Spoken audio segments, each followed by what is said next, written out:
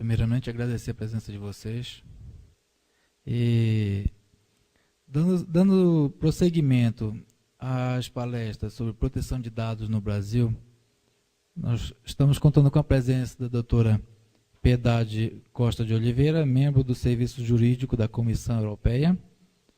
E a palestra de hoje será ministrada pelo Dr. Rafael Zanata, em que falará um pouco mais sobre a parte de proteção de dados no Brasil.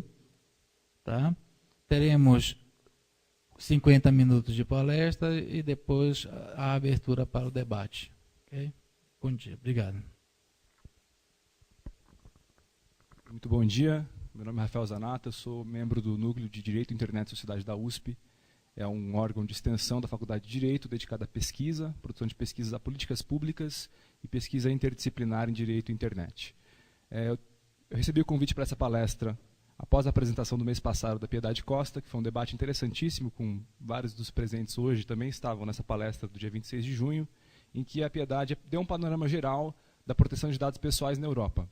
E, após as discussões que nós fizemos aqui na plenária, eu dei a sugestão de apresentar os resultados de uma pesquisa que eu tenho produzido sobre proteção de dados pessoais no Brasil e trazer um pouco a discussão para vocês da moldura institucional que está sendo construída no Brasil para a proteção de dados pessoais. E a minha provocação é se nós somos capazes de construir um modelo regulatório híbrido, que vai casar regulação estatal com autorregulação e regulação por tecnologia. Então, a minha primeira provocação é por que nós estamos aqui hoje e por que é importante ter mais gente discutindo esse tema. Primeiro ponto de partida é um completo atraso brasileiro em termos regulatórios para a proteção de dados pessoais, em um contexto latino-americano em que muitos avanços têm acontecido nos últimos anos.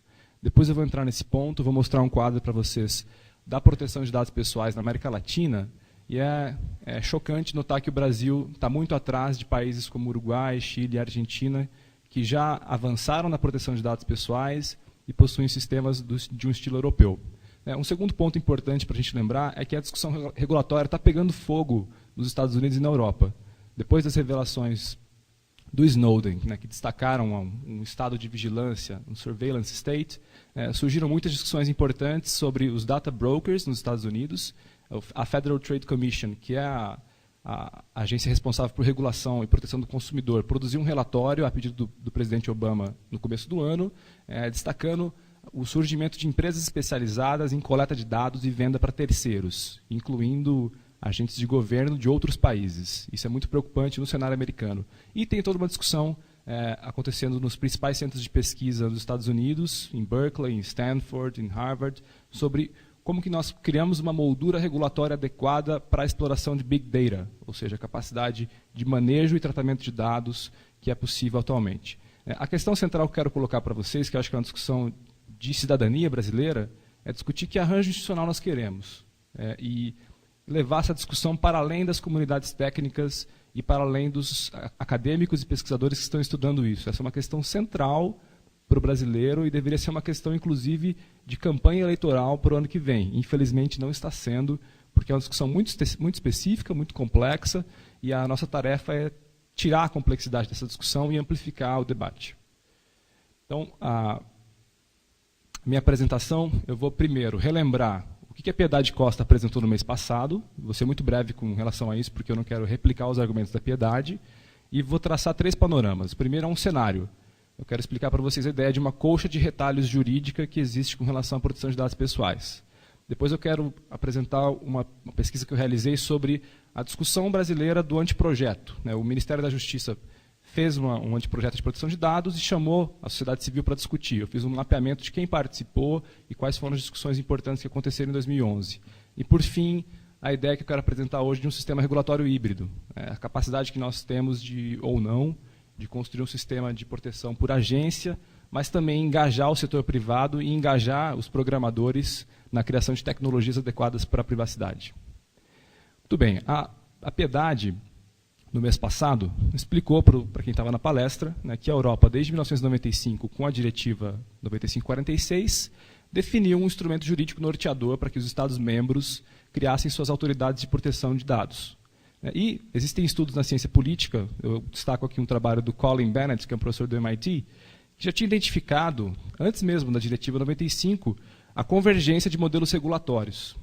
Então, isso começou na década de 70, com vários países europeus. Países como Suécia e outros criaram seus modelos de proteção de dados. O que aconteceu na década de 90 foi a unificação e a convergência desse modelo de regulação por autoridade. E aí surgiram as figuras das autoridades garantidoras.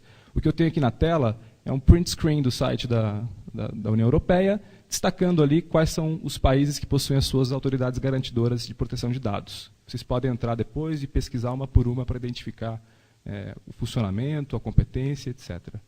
A Piedade também destacou que o modelo europeu é completamente diferente, ou em algum modo diferente, do que existe nos Estados Unidos, que é um modelo de regulação setorial, em que você tem, desde a década de 70, alguns princípios norteadores, os FAIR Principles, como Notice, Consent, obtenção do consentimento para o uso de dados, e regulações setoriais específicas, setor bancário, setor de saúde, e você tem ali o órgão do FTC, o Federal Trade Commission, que funciona como um órgão de proteção do consumidor. Então, o foco dos Estados Unidos é muito a capacidade do consumidor de saber por que o dado está sendo coletado e ser informado disso, e ter mecanismos de opt-in, opt-out.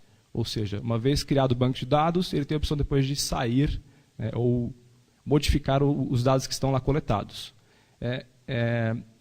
E o que se discute nos Estados Unidos é uma polêmica grande. Alguns democratas propuseram em 2008 a superação desse modelo de regulação setorial e a criação de uma autoridade reguladora.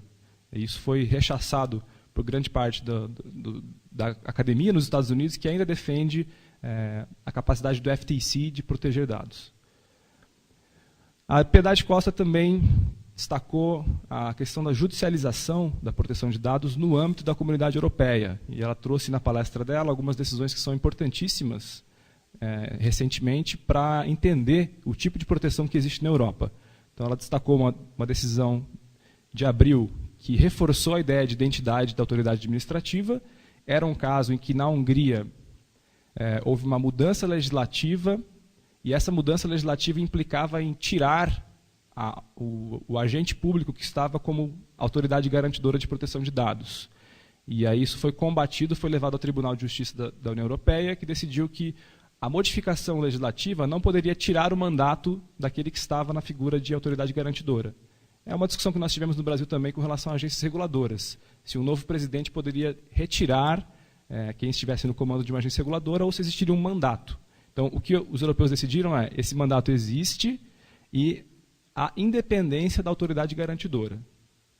Outra decisão importante e pouco discutida no Brasil foram o julgamento de 2 casos em que a Corte Europeia invalidou uma diretiva de 2006 com relação à retenção de dados. E isso causou um rebuliço na comunidade internacional, porque o Reino Unido, diante dessa decisão da Corte Europeia, o David Cameron fez uma proposta legislativa por uma lei de retenção de dados. Uma vez que eles identificaram que a União Europeia tinha reconhecido um direito fundamental à privacidade e reconhecido que a retenção de dados obrigatória era ilegítima, era ilegal, o que aconteceu na Inglaterra foi a imediata proposição de uma lei de proteção de dados. Ontem foi anunciado que o Putin também propôs uma lei de retenção de dados na Rússia. Então, o que está acontecendo é muito perigoso. Países como o Reino Unido, Rússia e outros, após a decisão da União Europeia, estão propondo leis de retenção de dados. Isso também teve impacto no Marco Civil, vou explicar por quê. E a Piedade colocou uma questão central para a gente pensar, que é como que nós implementamos regimes regulatórios que protejam a sociedade e explorem o potencial do Big Data. Isso tem muita relevância para o setor público. Vejam a questão do atraso na América Latina. Esse aqui é um quadro feito pelo professor Nelson Angarita, de Los Andes, em que ele está mapeando as iniciativas dos diferentes países da América Latina com relação à proteção de dados. Ele faz uma divisão entre normas constitucionais, leis federais e decretos que regulamentam a proteção de dados. O Brasil, nesse nosso mapa, apenas tem normas constitucionais. Nós não temos ainda uma lei de proteção de dados, muito menos uma regulamentação dessa lei. A passo que você tem no Uruguai uma legislação de 2008, regulamentar de 2009, na Argentina isso aconteceu em 2000 e, se vocês observarem, os outros países. Eu não vou entrar um por um, não é aqui o meu ponto explicar em sentido comparado o que existe na América Latina. Eu quero só destacar essa ideia de atraso brasileiro. Quando a gente discute regulação, existe um debate que é, afinal, em primeiro lugar, o que é regulação, né? E uma distinção feita em termos gerais, desde um modelo de não regulação, em que atores públicos e privados não interferem, não tentam moldar o comportamento humano, ao modelo de autorregulação, em que o setor privado se organiza, cria standards, normas procedimentais para o próprio setor privado. Então, é a organização como existe no Brasil no CONAR, né, a regulação de propaganda. São os próprios agentes privados que se organizam, criam seus códigos de conduta, não tem enforcement estatal. Um modelo de corregulação em que o Estado reconhece a importância da produção espontânea de normas pelo setor privado, mas monitora e valida. E um modelo de regulação tradicional, que é a criação de regras e a aplicação do tipo comando e controle. O Estado cria uma regra e, para forçar ou influenciar o comportamento da sociedade e do setor privado, ele usa sanções, geralmente sanções de tipo penal, ou multas punitivas. A minha provocação é que, como é que a gente encaixa Estados Unidos e União Europeia? Será que a União Europeia está mais para o modelo de corregulação? Estados Unidos está entre autorregulação e corregulação? E o Brasil, onde se encaixa nisso? É importante reconhecer também, em termos de debate acadêmico, que falar de regulação implica em uma escolha de definição. E esse é um ponto polêmico na literatura. Você tem, desde uma concepção mais tradicional, que, ao falar de regulação, está falando de Estado, é uma visão estado-centrista de regulação, então, regulação estatal por agentes públicos. Ou você tem, por outro lado, acadêmicos como a Julia Black, que é uma professora da London School of Economics, que vai dizer o seguinte: não, regulação é qualquer tipo de influência social ou econômica, inclusive cultural. Não se trata de ação estatal, é qualquer tipo de influência.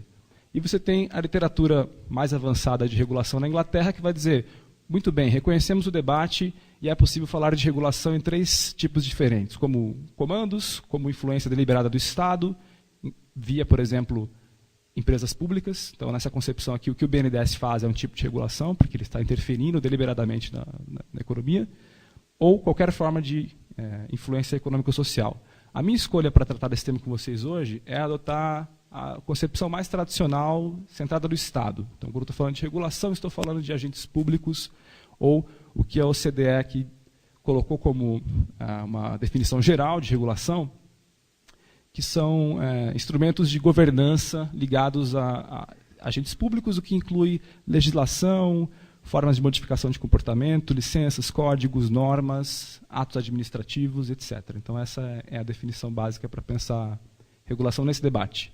E eu quero explicar por que a gente pode pensar em corregulação, que eu acho que é um instrumento muito mais rico. A ideia de coxa de retalhos jurídica que eu quero apresentar é para a gente entender, em primeiro passo, o que já existe no Brasil em termos de proteção de dados pessoais. Então, seria muita ingenuidade dizer que não há proteção de dados pessoais no Brasil.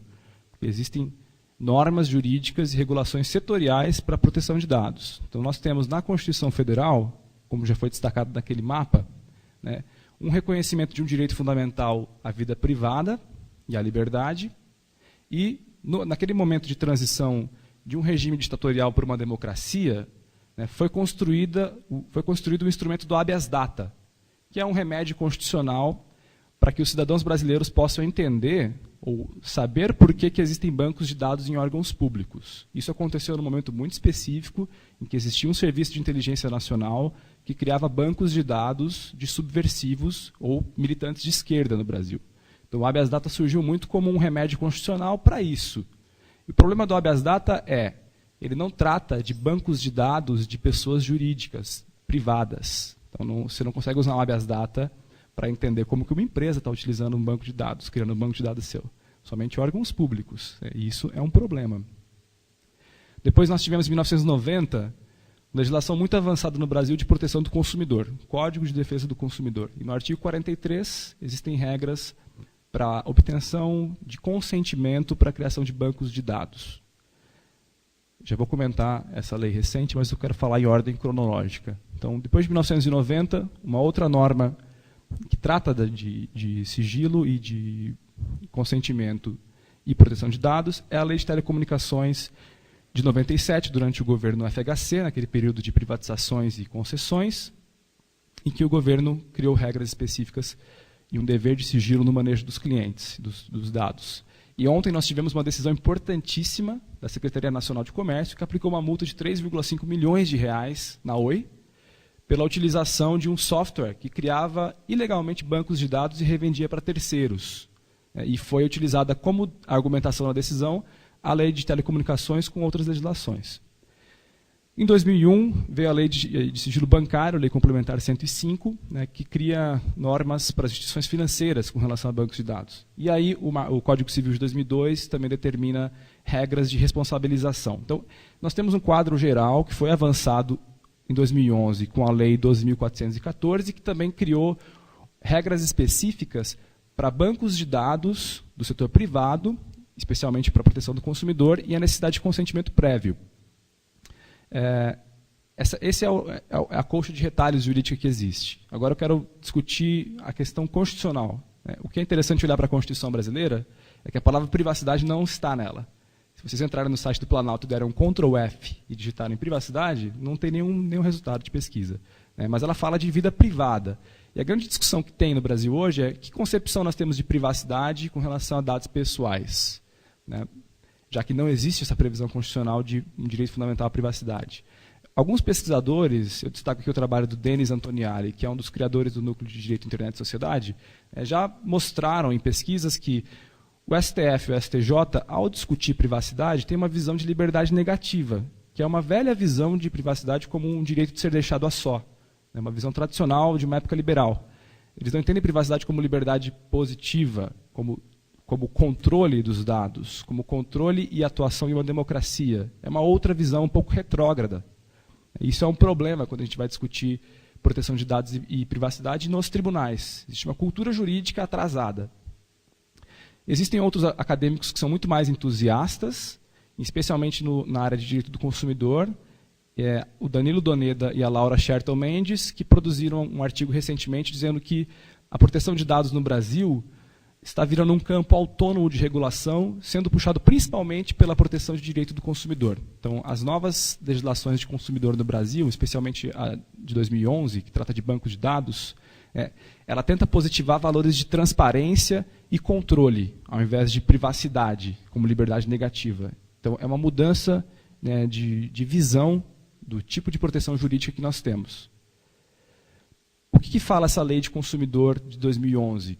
Ela fala de direitos dos cadastrados em bancos de dados. Mas ela é muito voltada para o consumidor. Ela estabelece um direito de cancelamento desses dados pessoais, acesso às informações, quais são os dados que estão sendo cadastrados, um direito de impugnação e correção de dados, o conhecimento dos elementos que compõem a análise de risco. Então, por exemplo, se o Serasa usa um sistema de credit scoring, de algoritmos para previsão de quando que um usuário é um mal pagador, ele faz isso por cálculos matemáticos, a ideia dessa lei é permitir que a pessoa tenha direito a entender como que funciona um algoritmo e análise de risco, que é diferente de conhecer os seus dados.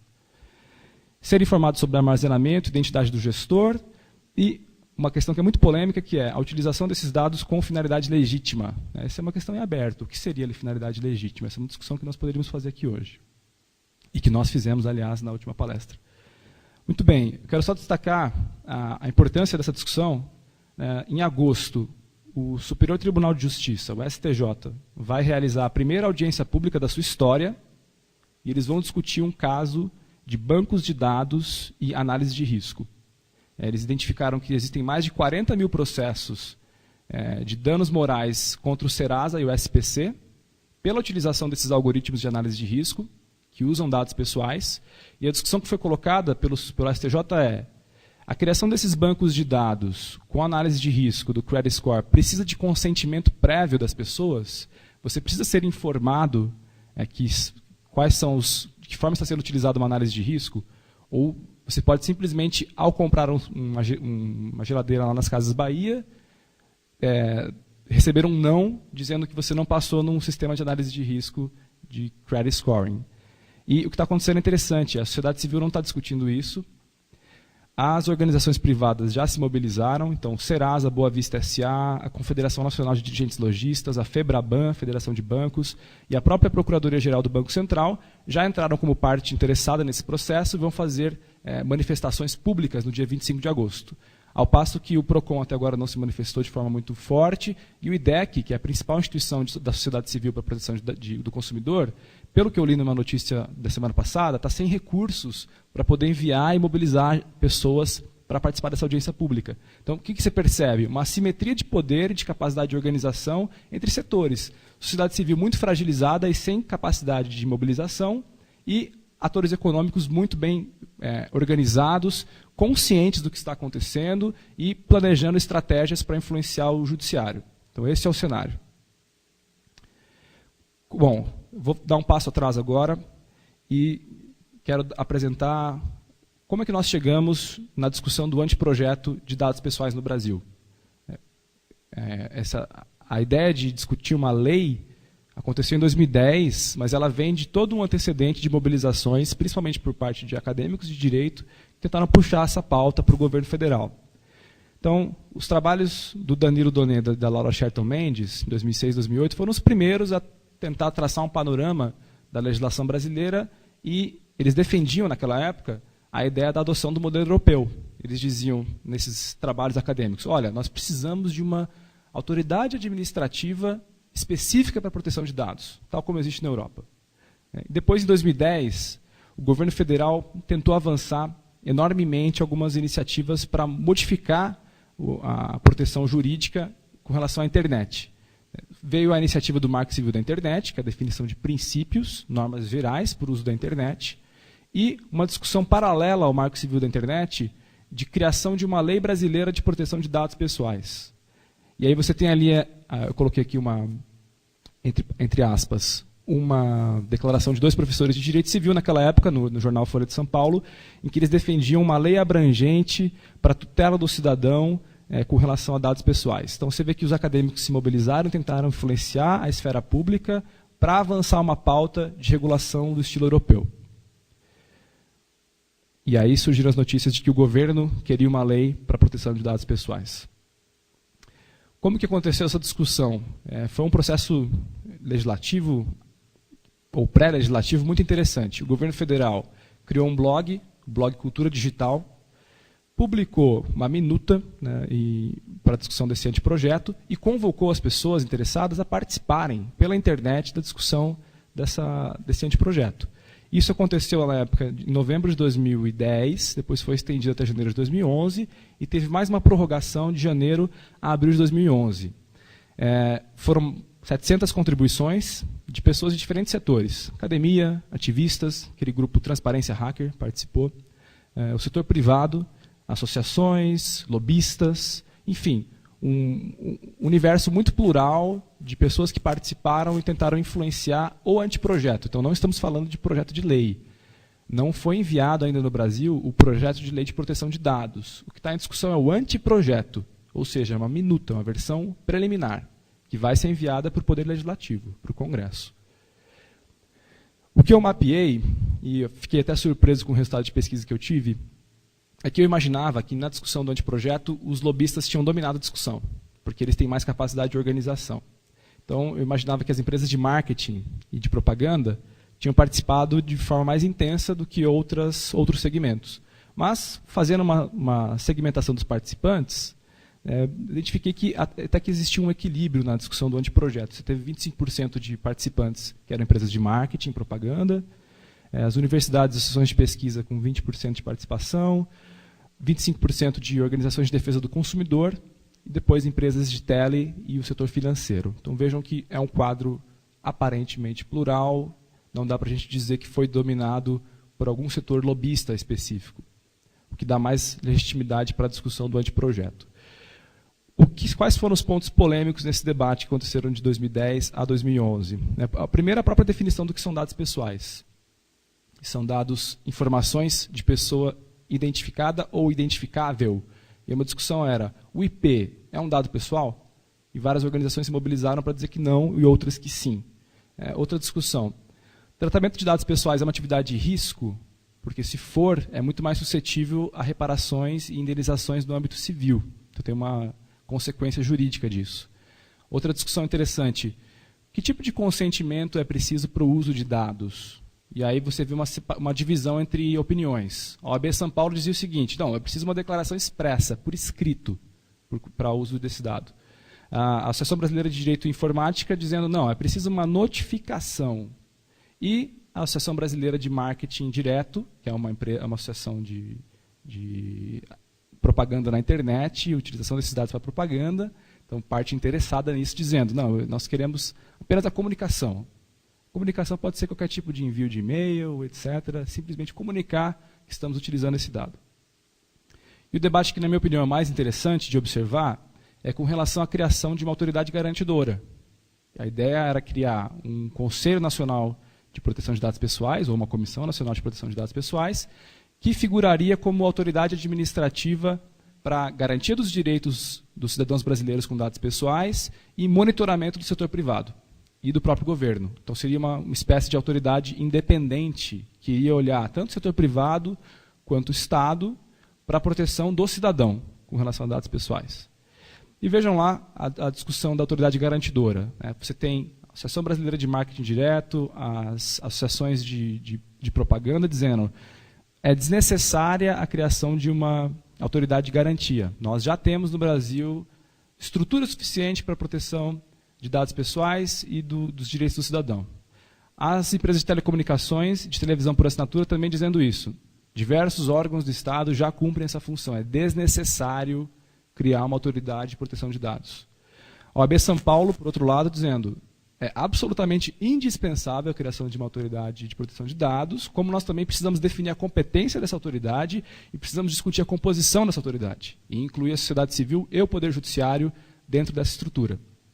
E o GEPOPAI da USP, que é um grupo de pesquisas em políticas públicas e acesso à informação, dizendo precisamos não só de uma autoridade de garantia, como precisamos discutir melhor a ideia de um conselho que vai funcionar como órgão de orientação dessa autoridade. E esse conselho tem que ter uma composição multi-stakeholder, tal como existe no Comitê Gestor da Internet. Tem que participar a academia, tem que participar a sociedade civil organizada, tem que participar a comunidade técnica, tem que participar a empresa, tem que participar representantes do poder público.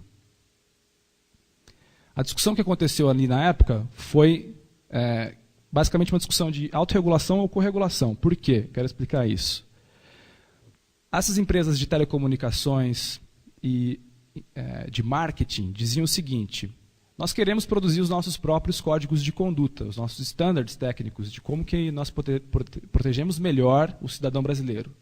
Porque nós temos o know-how. Você, Estado, não tem capacidade cognitiva para entender o que nós estamos fazendo e qual a melhor forma de proteção. O outro argumento deles era, nós também fazemos isso com custos menores, afinal já estamos na atividade negocial com relação a isso e podemos facilmente nos organizar, porque nos conhecemos, e definir códigos de conduta, códigos éticos para a atividade profissional. E essas associações diziam, nós precisamos elaborar os nossos códigos de conduta e nossos standards e simplesmente comunicar ao governo. Por outro lado, o PROCON e o IDEC defenderam a ideia de um modelo europeu. Qual que é o modelo europeu? Você incentiva a produção de códigos de conduta e standards, só que, ao ser criado o código de conduta, ele tem que ser depositado na autoridade garantidora, e essa autoridade garantidora vai analisar a adequação do código de conduta e do standard técnico com relação à moldura jurídica que já existe para a proteção de dados. E aí eles vão validar ou não esse código de conduta. Uma vez validado, passa a aplicar também o que foi definido pelo setor privado. Então esse é um modelo de corregulação, é diferente de autorregulação. A autorregulação não dependeria de qualquer tipo de validação ou influência do Estado. Esse foi um debate que aconteceu. Está em aberto ainda, porque o anteprojeto não foi finalizado. Quais são as minhas impressões com relação a esse debate? Claramente eu vi mobilização do setor privado para posicionamento em conjunto. Então, telecomunicações e empresas de marketing se unindo para derrubar a autoridade garantidora. Uma forte oposição ao modelo europeu de corregulação, o que parece muito inadequado, porque na América Latina, todas as formas de regulação de proteção de dados foram feitas com base em autoridade garantidora e a adoção do modelo de corregulação. Então, incentiva-se a produção de standards técnicos por empresas privadas, como IBM, etc., mas isso tem que ser enviado para essa autoridade independente, tem que ser validado. E é engraçado notar que tentou-se criar no Brasil, pelo menos por parte desses atores privados, um modelo diferente, um modelo de autorregulação e não de corregulação. Outra coisa interessante, sociedade civil organizada com pouco engajamento na discussão do modelo regulatório. Então, o Grupo Transparência Hacker e a sociedade civil organizada participou da discussão dos direitos e do que seria dados pessoais, mas participou muito pouco dessa discussão de como que se dá a relação público-privado. Isso é importante discutir também. E uma ausência de detalhamento das competências e dos mecanismos de participação social na agência, ou seja, qual seria o caráter democrático dessa instância de regulação. E aí eu vou retomar a provocação que eu fiz na palestra da Piedade Costa. O modelo europeu, na minha opinião, é um modelo altamente tecnocrata. É um modelo em que a comunidade técnica e alguns acadêmicos e juristas, poucos, participam dessa elite de regulação, em que são poucos atores que conhecem profundamente dados pessoais no Brasil e fiscalizam e monitoram o setor privado. Os mecanismos de participação são poucos, são audiências públicas ou alguns poucos eventos. Enquanto que no Brasil nós estamos discutindo, em nível federal, a ampliação da participação social na administração pública. Então houve um decreto recente do governo Dilma que polemizou a sociedade civil, um decreto que instituiu uma política nacional de participação social para garantir mais legitimidade democrática na participação, e essa discussão não chegou no anteprojeto, porque ela foi feita posteriormente, de 2011. Mas nós poderíamos discutir isso. Se estamos criando uma autoridade garantidora de proteção de dados, que tipo de participação social irá existir nessa agência? Isso é desejável ou não? A participação social pode corromper um tipo de regulação que é muito complexa? Então, são questões que as pessoas colocam. Bom, mais um ponto importante para destacar e para incentivar o nosso debate. Eu quero ouvir de vocês as perguntas que são interessantes com relação a isso. O Marco Civil da Internet, essa lei civil que estabelece princípios gerais para o uso da internet, foi acelerado no ano passado, depois das declarações do Edward Snowden. Então, claramente houve um efeito Snowden no Marco Civil da Internet, porque ele estava parado. E o governo federal aproveitou a realização do evento NET Mundial, que foi um evento diplomático em abril desse ano, para aprovar a Lei 12.965, que é o Marco Civil. Essa lei define alguns princípios básicos para a internet: liberdade de expressão, privacidade, proteção de dados pessoais, neutralidade de rede, segurança, responsabilização, participação e inovação. Esse é o framework geral de princípios do Marco Civil. E o Marco Civil também definiu os direitos básicos para a proteção de dados pessoais, no artigo 7º, e no artigo 15 e 13, regras para a manutenção de registros de acesso a aplicações. Eu quero tocar esse ponto. Esse foi um ponto que não existia na discussão inicial do Marco Civil da Internet e que foi incluído às pressas quando o governo federal colocou como objetivo aprovar o Marco Civil. Não sei se vocês lembram, mas o Eduardo Cunha, que era um opositor ao Marco Civil da Internet, mobilizou o setor privado para fazer com que o Marco Civil não fosse aprovado. E aí, em Brasília, aconteceram inúmeras negociações para aprovar o Marco Civil da Internet. E eles modificaram o texto original e incluíram novas regras com relação à proteção de dados. Regras que precisam ser discutidas e que são perigosas. Vou voltar ao ponto dos direitos definidos no Marco Civil, né, que é um grande avanço e que vai estar refletido na Lei de Dados Pessoais também. É um detalhamento sobre o regime de proteção aos registros de conexão e de aplicação, o não fornecimento a terceiros de dados pessoais, salvo mediante consentimento livre, expresso e informado. E nós poderíamos discutir aqui o que consiste isso, se é simplesmente um clique. Informações claras e completas sobre coleta, uso, armazenamento, tratamento de dados, e a exclusão definitiva, determinado a aplicação de internet, ressalvadas hipóteses de guarda obrigatória de registros. Esse é um aspecto importante. Por que é importante? Notem o que diz o artigo 10 do Marco Civil da Internet no seu parágrafo 3º. Né? Ali está falando da guarda e disponibilização de registros de conexão, bem como de dados pessoais e conteúdo de comunicação privada. O parágrafo 3º, perdão, diz que o que está disposto ali na regra geral não impede o acesso pelas autoridades administrativas que detenham competência legal para sua requisição aos dados cadastrais que informem qualificação pessoal, filiação, endereço, etc. Então, ali existe uma exceção para as autoridades administrativas na possibilidade de obtenção desses dados. Outras questões importantes para a gente discutir. O Marco Civil da Internet obriga os provedores de aplicativos e aplicadores a guardar os registros de utilização e os dados por 6 meses. O Marco Civil da Internet também coloca como regra que as autoridades administrativas podem pedir o prolongamento dessa retenção de dados. Vejam que eu falei da palestra da Piedade Costa e que ela explicou na palestra dela que a União Europeia decidiu que a retenção de dados é inválida, é ilegítima, e a Corte Europeia reconheceu que ofende o direito fundamental. O que o Marco Civil fez foi positivar isso, obrigar a retenção de dados. Então, uma discussão que nós podemos fazer é, isso foi um tiro no pé? Estamos indo na contramão do que há de mais avançado em termos de discussão jurídica sobre retenção de dados? Ou a gente está seguindo um modelo inglês e um modelo russo, de obrigar as empresas a guardar os dados e os registros? A quem essa regra atende? Tem um velho termo latino que fala quid bono. Quem se beneficia disso? A gente tem que perguntar quem se beneficia dessa regra. Será que vai surgir toda uma economia de interceptação e intrusão e obtenção desses dados?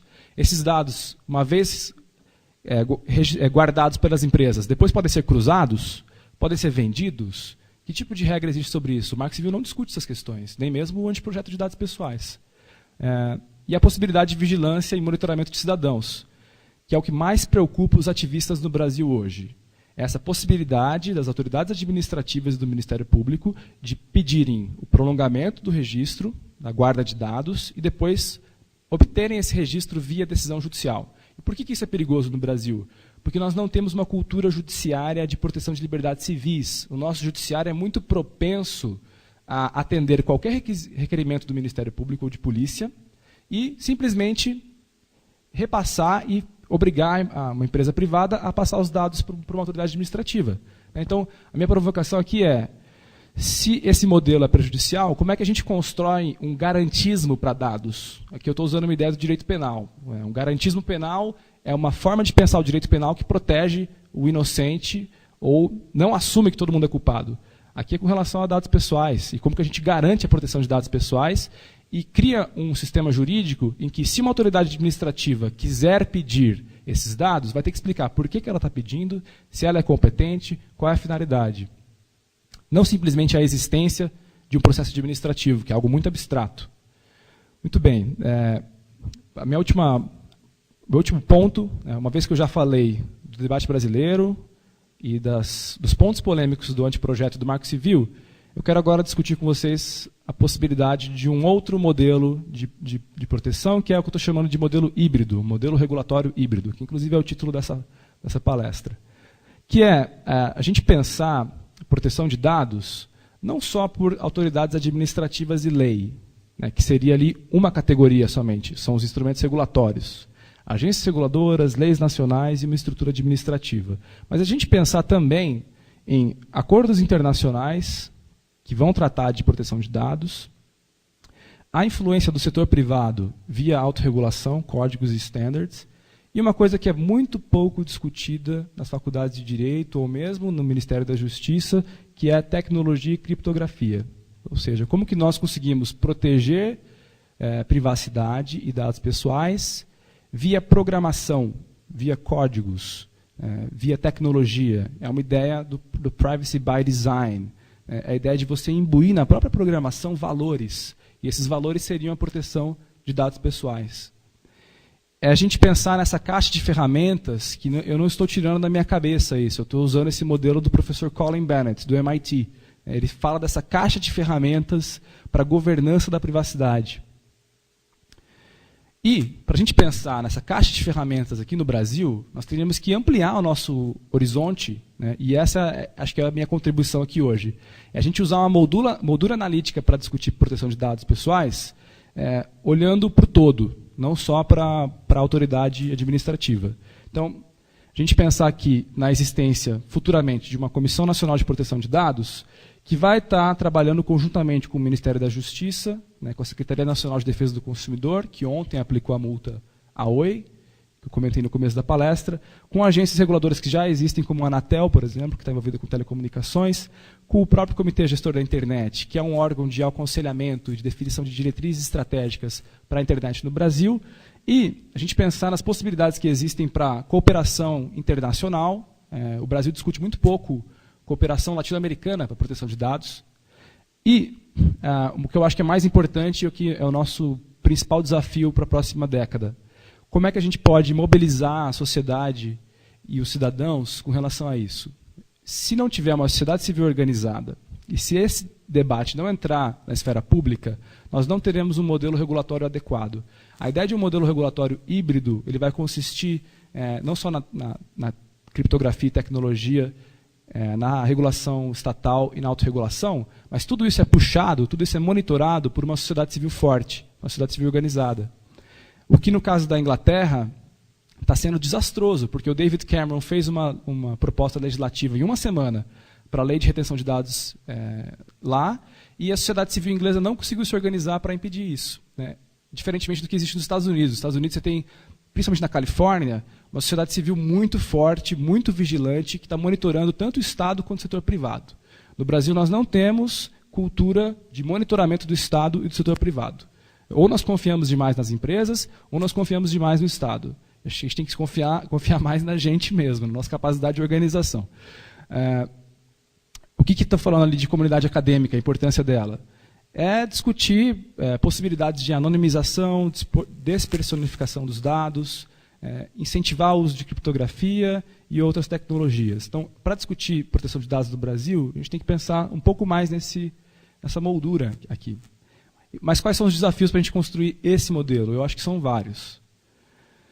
Primeiro, essa questão do debate sobre proteção de dados pessoais. Ainda é muito restrito e muito pouco conhecido. A população não percebe a importância de proteção de dados pessoais. O que seria um passo importante?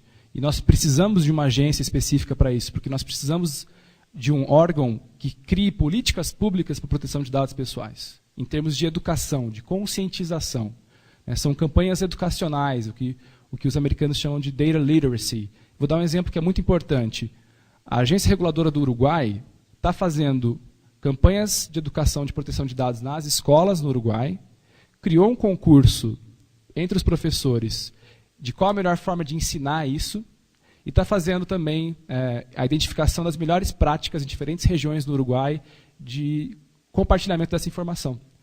Isso é o que nós precisamos no Brasil também, não só a moldura jurídica e não só tecnologias. Precisamos de políticas públicas de educação com relação à proteção de dados. Um outro desafio para a gente pensar corregulação. A experiência brasileira de setor privado se organizando e criando regras é muito contestada. Nós temos muitas críticas na academia ao CONAR e a forma como o setor privado usa esse discurso de autorregulação, na verdade, só para proteger interesses próprios, maximizar os seus lucros e, inclusive, colocar de lado competidores ou opositores. Então, quem participa do núcleo desses conselhos ou associações de classes econômicas, atua em interesse próprio. E isso é um ponto polêmico para a gente discutir aquele modelo de corregulação, em que agência e setor privado vão trabalhar em conjunto. Um outro desafio enorme é essa integração das ciências exatas com ciências sociais. Então, nós ainda estamos discutindo isso de forma muito isolada. Então, a Poli ou os engenheiros estão discutindo proteção de dados numa perspectiva muito técnica, ao mesmo tempo em que os juristas, cientistas políticos e sociólogos estão discutindo isso em termos muito gerais, sem conhecimento técnico e específico do que consistem as tecnologias com relação à proteção de dados e as possibilidades. Então, o desafio para a construção dessa agenda envolve necessariamente a aproximação de ciências exatas e sociais. E é por isso que eu fico muito contente da Piedade ter feito esse convite para falar aqui hoje, porque eu sou um pesquisador da Faculdade de Direito na Politécnica discutindo proteção de dados. E é justamente isso que nós precisamos, é mais disso. A ideia de data literacy está sendo muito utilizada também pelo setor privado. Eu tive uma reunião na semana passada com a Privacy Officer do Facebook, que estava aqui no Brasil, convidou o NDIS para uma reunião particular, e ela explicou para a gente o que o Facebook está fazendo em termos de proteção de privacidade, dados pessoais, e a campanha que eles vão iniciar agora no próximo ano de Data Literacy, ou seja, eles vão tentar ensinar os seus usuários, os usuários do Facebook, a configurar as suas políticas de privacidade e incentivar o controle dos dados pessoais pelos usuários. Então, cada pessoa vai poder baixar o seu banco de dados que está no Facebook, analisar, entender as categorias que eles estão usando e fazer o opt-in e o opt-out, sair da política. Isso foi, pelo menos, o que ela me falou em reunião quase que corporativa. Ela estava querendo me convencer de que o Facebook está fazendo a coisa certa. Eu queria colocar essa questão em debate com vocês, que é como que nós podemos pensar data literacy, essa conscientização de proteção de dados, não só por políticas públicas, mas também como que as empresas podem fazer isso. Eu acho que essas são as questões. Eu quero só centrar de novo os papéis que nós precisamos assumir. Então, academia, mais estudos comparados, fortalecimento de redes, pesquisa interdisciplinar, formação de educadores de base. A sociedade civil precisa se empoderar e ter mais capacidade de organização. Nós precisamos politizar a tecnologia no Brasil. O Brasil é um dos países que mais tem utilização de internet no mundo. E nós sabemos disso. As pessoas usam muito redes sociais, internet, criam seus bancos de dados, compram online, mas nós não temos a dimensão política da internet ainda. Somos todos utilizadores, mas não entendemos a dimensão política disso. E por isso que eu coloco aqui como a necessidade de politizarmos a academia no bom sentido, é entender o que está sendo feito, quem está se beneficiando e quais são os arranjos que nós queremos construir. O governo federal precisa dialogar mais com empresas do setor privado, precisa aprender com a experiência latino-americana, uruguaia ou argentina, e fazer mais diálogo institucional interno. Permitir que os diferentes atores, CGI, Ministério da Justiça, futuramente essa Comissão Nacional de Proteção de Dados, dialoguem, compartilhem experiências. E as empresas precisam de um papel de ética, assumir a transparência também para elas próprias, não só exigir transparência do governo, mas também as empresas precisam ter transparência. E essa ideia de codificação de valores. Nós precisamos pressionar as empresas para que elas tenham tecnologias que garantam privacidade e proteção de dados. Então, eu quero encerrar com esses papéis, mas eu quero discutir com vocês o desafio para a construção dessa agenda. Eu quero aproveitar o espaço dessa manhã para isso. As questões em aberto são: nós somos capazes de construir esse sistema regulatório? Que divisão de competência nós teremos? Quais são os riscos de levarmos isso para o judiciário? E será que a nossa cultura de ausência de direitos civis e liberdades, será que isso não pode minar o projeto que eu estou colocando? Será que eu não estou sendo muito otimista ao construir essa moldura híbrida pela nossa própria história? Então, essas são as minhas perguntas para hoje. Obrigado.